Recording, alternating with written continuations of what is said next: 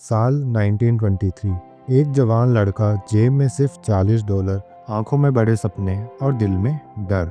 कुछ ही दिन पहले उसका एनिमेशन स्टूडियो बैंकरप्ट हो चुका था। जिस कैरेक्टर को उसने अपनी जान समझा था, उसे भी उससे छीन लिया गया था। एक समय ऐसा भी आया जब उसके पास खाने तक के पैसे नहीं थे और उसे ट्रेन में सफर करते हुए ये सोचना पड़ा कि आगे जिंदगी बचेगी भी या नहीं। लेकिन सब कुछ खो देने के बाद भी उसके पास एक चीज बची हुई थी, स्टोरी सुनाने का जुनून और लोगों को खुश करने की जिद। उसी ट्रेन जर्नी में उसने एक छोटे से माउस का स्केच बनाया और वही माउस आगे चलकर दुनिया के सबसे बड़े एंटरटेनमेंट एम्पायर की नींव बना। ये कहानी है वॉल्ट डिज्नी की। वॉल्ट डिज्नी का जन्म 1901 में शिकागो में हुआ था। बचपन से ही उसे ड्राइंग और स्टोरी टेलिंग का शौक था। स्कूल की नोटबुक्स में कार्टून बनाना और छोटी छोटी स्टोरीज क्रिएट करना उसका फेवरेट काम था।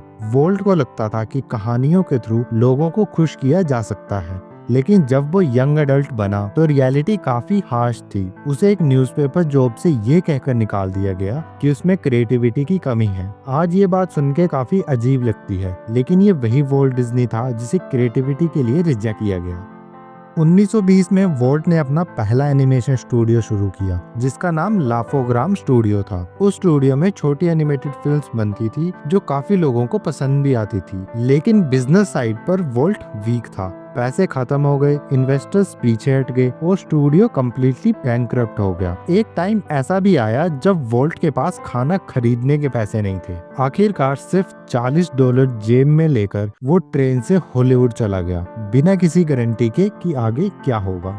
हॉलीवुड में वॉल्ट ने अपने ब्रदर रॉय डिज्नी के साथ मिलकर एक छोटा सा स्टूडियो शुरू किया। पहले उन्होंने एक कैरेक्टर बनाया जिसका नाम ओसवाल्ड द लकी रैबिट था। कैरेक्टर काफी पॉपुलर हो गया, लेकिन एक लीगल लूपहोल की वजह से ओसवाल्ड का ओनरशिप डिज्नी के हाथ से चला गया। वॉल्ट ने अपना कैरेक्टर, अपनी मेहनत और अपनी पहचान एक ही झटके में खो दी। ये मोमेंट उसके लिए हार्ट ब्रेकिंग था, लेकिन इसी लॉस ने डिज्नी के फ्यूचर की फाउंडेशन रखी। एक बारी वॉल्ट डिज्नी एक ट्रेन में कहीं जा रहे थे। उस ट्रेन जर्नी के दौरान जब वॉल्ट अपना सब कुछ खो चुका था, उसने एक माउस का स्केच बनाया। ये माउस बाद में मिक्की माउस बना। 1928 में जब टीम वॉट विली रिलीज हुई तो दुनिया ने पहली बार साउंड के साथ सिंक्रोनाइज्ड एनिमेशन देखा। मिकी माउस तुरंत सुपरस्टार बन गया। लोगों ने सिर्फ कार्टून नहीं देखा, उन्होंने एक कैरेक्टर के साथ इमोशनल कनेक्शन फील किया। मिक्की ने डिज्नी को एक पहचान दी और वॉल्ट ने समझ लिया कि कैरेक्टर सिर्फ ड्राइंग नहीं होते, वो इमोशंस कैरी करते हैं।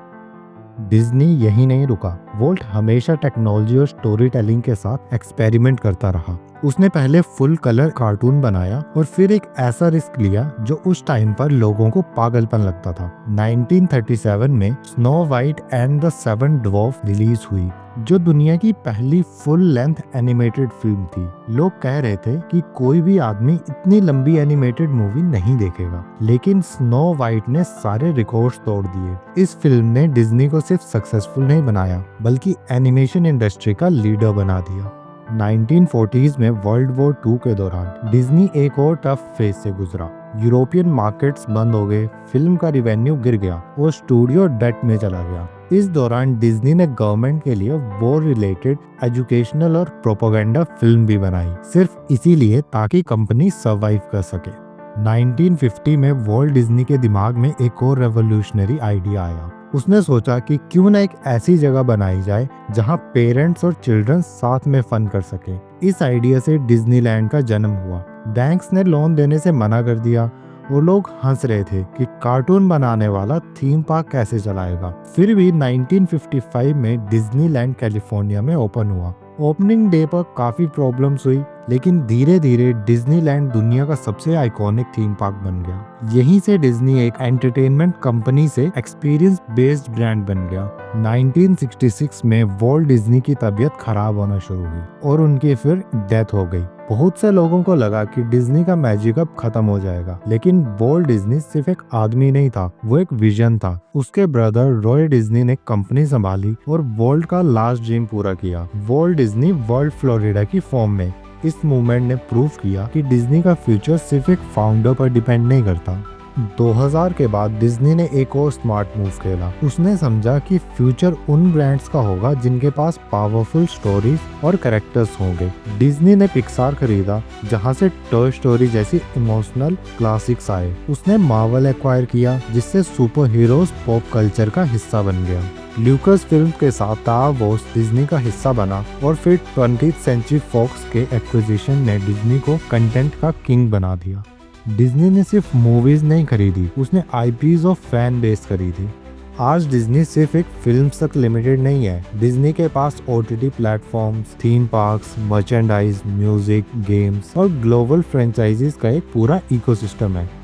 बच्चे डिज्नी के साथ बड़े होते हैं और अडल्ट डिज्नी के थ्रू अपना बचपन याद करते हैं। यही डिज्नी की सबसे बड़ी पावर है और इमोशनल कनेक्शन भी। डिज्नी इतना बड़ा ब्रांड इसलिए नहीं बना क्योंकि उसके पास पैसा था। डिज्नी बड़ा ब्रांड इसलिए बना क्योंकि उसके पास कहानियां थी। कहानियां जो जनरेशन को कनेक्ट करती हैं, इमोशंस जगाती हैं और लोगों को सपने दिखाती हैं। वॉल्ट डिज्नी का एक फेमस कोट था, if you can dream it you can do it.